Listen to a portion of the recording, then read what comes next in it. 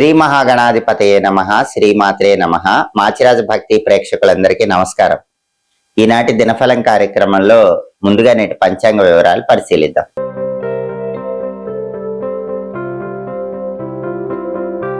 మాచిరాజు భక్తి వీక్షకులందరికీ ఒక చిన్న విన్నపం. మాచిరాజు భక్తిలో చెప్పినటువంటి వీడియోస్ కానీ లేదా టీవీ ఛానల్స్ లో చెప్పిన వీడియోస్ కానీ వాటిల్లో కొంత పార్ట్ కట్ చేసి ఆన్లైన్లో వాటిని పెట్టుకొని వేరే నెంబర్స్ ఇచ్చి మోసాలు చేయటం అనేది చాలా ఎక్కువగా జరుగుతుందని నా దృష్టికి వచ్చింది. అలాంటి ఆన్లైన్ మోసాలు నమ్మకండి. మాది కేవలం ఒకే ఒక్క అఫీషియల్ ఛానల్, మాచిరాజు భక్తి యూట్యూబ్ ఛానల్.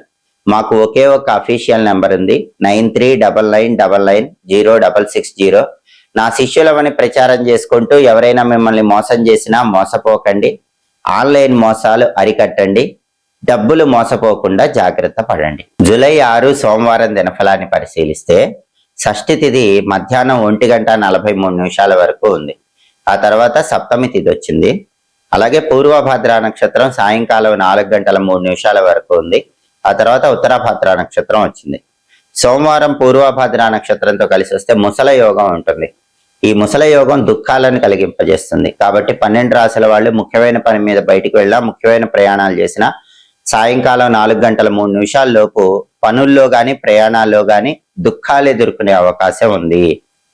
అలాగే సాయంకాలం 4:03 తర్వాత ఉత్తరాభద్ర నక్షత్రం వచ్చింది. సోమవారం ఉత్తరాభద్ర నక్షత్రంతో కలిసి వస్తే గదాయోగం ఉంటుంది. ఈ గదాయోగం వల్ల చెడు ఫలితాలు ఏర్పడే సూచనలు ఉన్నాయి. అంటే యోగాలు రెండు వ్యతిరేకంగానే ఉన్నాయి.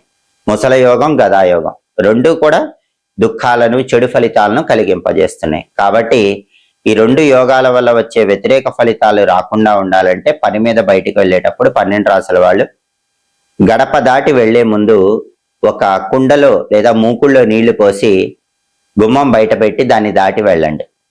ఆ తర్వాత ఇంట్లో ఉన్న వాళ్ళు ఎవరైనా ఆ నీళ్లు ఎక్కడైనా చెట్టులో పోయమని చెప్పండి. అది చేయటం వీలు కాని వాళ్ళు మాత్రం సరిగ్గా గడప దాటే ముందు అద్దంలో మీ ప్రతిబింబం చూసుకుని వెళ్ళండి. వీలైతే గోమాత కట్టిపండు తినిపించి వెళ్ళటం కానీ లేదా మీ చేత్తో ఎవరికైనా తెల్లటి వస్తువులు దానం ఇచ్చి కానీ వెళ్ళండి. దానివల్ల యోగాలు రెండు వ్యతిరేకంగా ఉన్నప్పటికీ ఆ వ్యతిరేకత తొలగిపోతుంది, ప్రయాణాలు విజయవంతం అవుతాయి, కార్యసిద్ధి ఏర్పడుతుంది. అలాగే రాశిచక్రం చాట్లో గ్రహాల స్టేటస్ తీసుకుంటే సోమవారానికి అధిపతి అయిన చంద్రుడు కుంభంలో, శని ఇంట్లో, శత్రువు ఇంట్లో ఉన్నాడు. కాబట్టి 12 రాశుల వాళ్ళకి కొద్దిగా మానసిక అశాంతి, ఒత్తిడి, ఆందోళన ఉంటాయి. వాటిని అధిగమించే ప్రయత్నం చేయాలి. అలాగే పూర్వభద్ర నక్షత్రానికి అధిపతి అయిన గురువు కర్కాటకంలో ఉచ్చులో ఉన్నాడు. కాబట్టి సామాజిక కార్యక్రమాలు, సేవా కార్యక్రమాల ద్వారా ద్వాదశ రాశుల వాళ్ళు పేరు ప్రతిష్టలు పొందటానికి బలం ఉంది. అదేవిధంగా ఉత్తరాభద్ర నక్షత్రానికి అధిపతి అయిన శని మీనంలో ఉన్నాడు. కాబట్టి 12 రాశుల వాళ్ళు కష్టపడితే కష్టానికి తగిన ప్రతిఫలం ఖచ్చితంగా లభిస్తుంది. అలాగే నక్షత్ర బలాన్ని బట్టి కొన్ని ముఖ్యమైన పనులు చేసుకోవచ్చు. ప్రధానంగా పూర్వభద్ర నక్షత్రం సాయంకాలం 4:03 వరకు ఉంది. ఈ పూర్వభద్ర నక్షత్రం ఉన్న సమయంలో ఎవరైనా సరే బోరింగ్ పనులు చేసుకోవచ్చు. ఇంట్లో బోరింగ్ వేయించుకోవటానికి ఈ నక్షత్రం మంచిది, అందులోనూ సోమవారం మంచిది.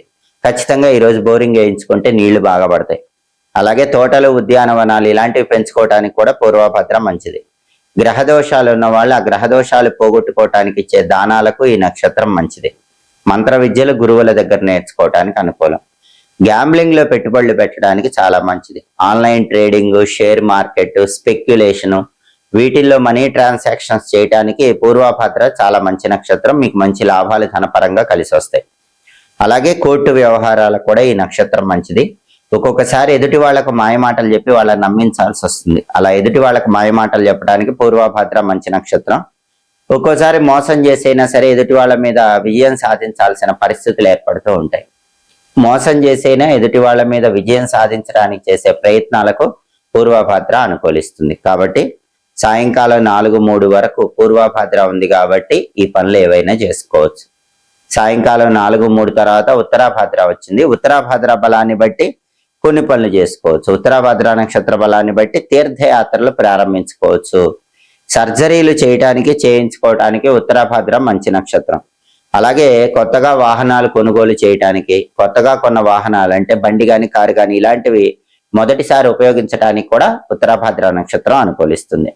అలాగే అధికార పదవులు స్వీకరించడానికి కూడా ఉత్తరాభద్ర అనుకూలిస్తుంది. కాబట్టి సాయంకాలం 4:03 తర్వాత ఉత్తరాభద్ర బలాన్ని బట్టి ద్వాదశ రాశుల వాళ్ళు ఈ పనులన్నీ చేసుకోవచ్చు. అలాగే ఈనాటి దినఫలం కార్యక్రమంలో ద్వాదశ రాశుల వాళ్ళ రాశి ఫలితాలు ఎలా ఉన్నాయో ఇప్పుడు మనం పరిశీలిద్దాం. ముందుగా మేషరాశి. మేషరాశి వాళ్ళకి ఈరోజు తీర్థయాత్రలకు వెళ్లాలనే కోరిక పెరుగుతుంది. పుణ్యక్షేత్ర సందర్శనం చేస్తారు. కార్యసిద్ధి ఏర్పడుతుంది. ప్రతి పనిలో కూడా యోగదాయకమైనటువంటి ఫలితాలను అందుకోగలుగుతారు. తదుపరి వృషభ రాశి. వృషభ రాశి వాళ్ళకి ఈరోజు అనుకోని ఆపదలు ఎదురయ్యే సూచనలు ఉన్నాయి. తస్మాత్ జాగ్రత్త. అటువంటి అనుకోని ఆపదలు ఎదురైనప్పుడు సమయస్ఫూర్తితో వాటిని పరిష్కరించి ముందడుగు వేయగలుగుతారు.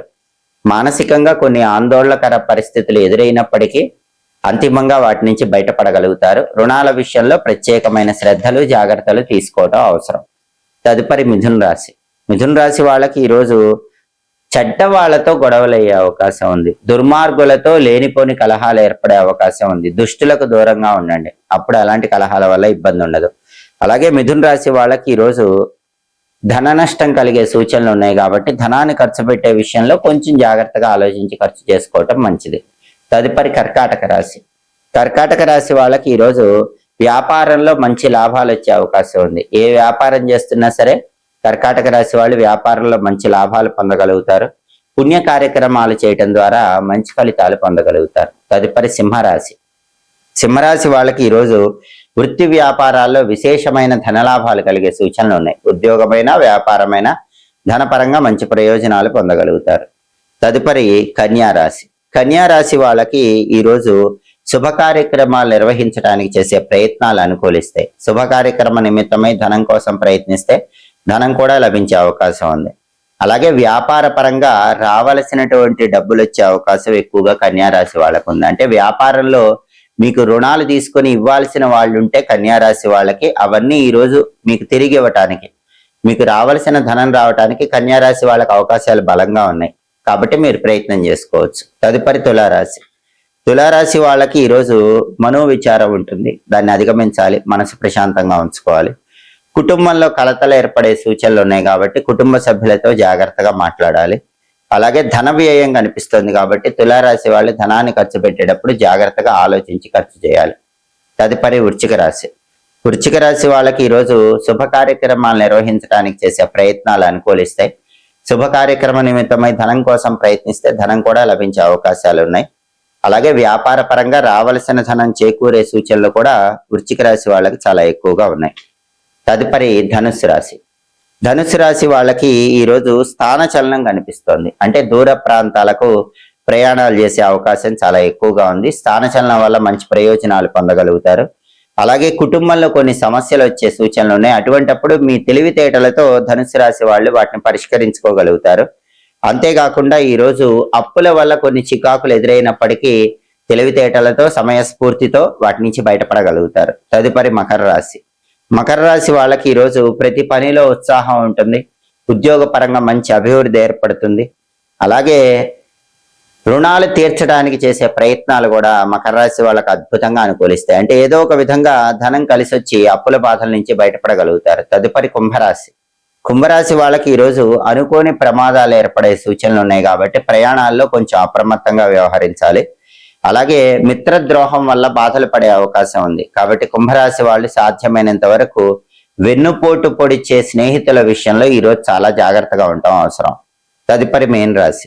మీనరాశి వాళ్ళకి ఈరోజు కుటుంబ సమస్యలు వెంటాడే సూచనలు ఉన్నాయి కాబట్టి కుటుంబ సభ్యులతో జాగ్రత్తగా వ్యవహరించాలి. అలాగే వ్యాపార పరంగా కొన్ని హెచ్చుతగ్గులు అనేవి ఈరోజు మీనరాశి వాళ్ళకి కనిపిస్తాయి.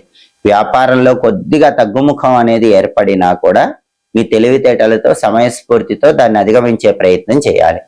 12 రాశుల వాళ్ళు అనుకున్న పనులు అనుకున్నట్లు దిగ్విజయంగా పూర్తి కావాలంటే ప్రధానంగా సోమవారం కాబట్టి శ్రీ శివాయ మహాదేవాయ ఐశ్వర్యేశ్వరాయ నమః అనే మంత్రాన్ని 11 సార్లు చదువుకుని పని మీద బయటికి వెళ్ళాలి. శ్రీ శివాయ మహాదేవాయ ఐశ్వర్యేశ్వరాయ నమః ఈ మంత్రం చదువుకుని వెళితే శివానుగ్రహం వల్ల చేపట్టిన ప్రతి పనిలో విజయం చేకూరుతుంది. కార్యసిద్ధి లభిస్తుంది. అలాగే సోమవారం కాబట్టి ఉదయం 6 నుంచి 7 మధ్యలో, మధ్యాహ్నం 1 నుంచి 2 మధ్యలో, రాత్రి 8 నుంచి 9 మధ్యలో చంద్రహోర ఉంటుంది. చంద్రహోర ఉన్న సమయంలో కొత్తగా ఉద్యోగాల్లో చేరటానికి అనుకూలం. వ్యవసాయ సంబంధ కార్యక్రమాలు నిర్వహించడానికి చంద్రహోర అనుకూలం. తెలుపు వస్తువులకు సంబంధించిన వ్యాపారాలు ఏవైనా సరే వాటిని ప్రారంభించడానికి కూడా చంద్రహోర అనుకూలం. హోరాకాలం బట్టి ఈ పనులు చేసుకోండి, సమస్త శుభ ఫలితాలను సిద్ధింపజేసుకోండి. ఇవి ఈనాటి దినఫలం కార్యక్రమంలో ముఖ్యమైన అంశాలు. మళ్ళీ తదుపరి దినఫలం కార్యక్రమంలో తిరిగి కలుసుకుందాం. ప్రతిరోజు ద్వాదశ రాశుల వాళ్ళు రాశి ఫలితాలు తెలుసుకోవాలంటే మా మాచిరాజు భక్తి ఛానల్ తప్పకుండా చూడండి. నక్షత్ర బలాన్ని బట్టి పాటించాల్సిన విధి విధానాలు తెలుసుకోవాలన్నా, హోరాకాలం బట్టి అనుసరించాల్సినటువంటి విధి విధానాలు తెలుసుకోవాలన్నా, అలాగే యోగం బట్టి ప్రయాణం చేసేటప్పుడు ఏ పరిహారం చేసుకుని వెళితే అదృష్టం కలిసి వస్తుందో తెలుసుకోవాలన్నా తప్పకుండా మాచిరాజు భక్తి ఛానల్ చూడండి. మా వీడియోస్ మీకు నచ్చినట్లయితే మా ఛానల్ లైక్ చేయండి, కామెంట్ చేయండి. మా ఛానల్ వీడియోస్ 10 మంది మిత్రులకు షేర్ చేయండి. మా ఛానల్ సబ్స్క్రైబ్ చేసుకోండి. పక్కనున్న బెల్ సింబల్ నొక్కటం మాత్రం మర్చిపోకండి. సర్వే జనాః సుఖినో భవంతు. స్వస్తి.